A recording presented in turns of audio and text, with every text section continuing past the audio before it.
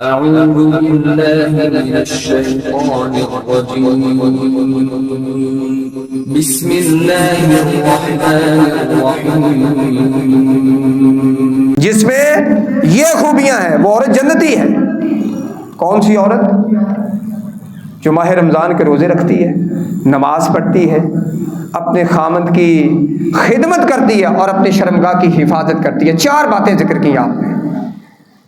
پہلی بات نماز کی پابند ہے، دوسری بات روزے رکھتی ہے، تیسری بات اپنی عزت اپنی آبرو کی حفاظت کرتی ہے، اور چوتھی بات اپنے خامند کی اطاعت کرتی ہے۔ ملے گا کیا؟ جنت کے 8 دروازے ہیں، جس سے چاہے جنت میں چلی جائے گی۔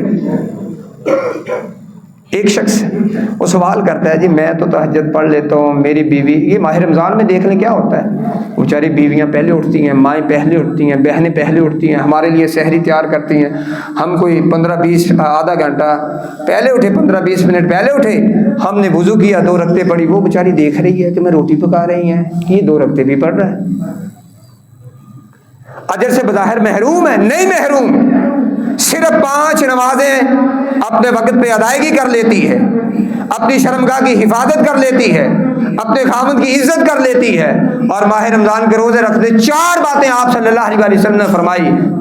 ہم بھی یہ 4 ہی کرتے ہیں، روزے نہیں رکھتے، نمازیں نہیں پڑھتے، اپنی بیویوں کا خیال نہیں کرتے، اپنی شرمگاہوں کی اپنی آبرو کی عزت کی حفاظت نہیں کرتے، ہم بھی کرتے ہیں، لیکن بیوی کے لیے فرمایا اگر وہ اس طرح کی اللہ کی بھی فرما بردار ہے، نماز پڑھتی ہے، روزہ رکھتی ہے، حافظت فرجہ، اپنی آبرو کی اپنی عزت کی اپنی شرمگاہ کی اپنے خامند کے لیے حفاظت کرتی ہے اور اس کی اطاعت کرتی ہے، 2 کا تعلق حقوق العباد سے، 2 کا تعلق حقوق اللہ سے، فرمایا 4 حقوق ادا کرنے والی عورت جنت کے جس دروازے چاہے گی جنت میں داخل ہو جائے گا۔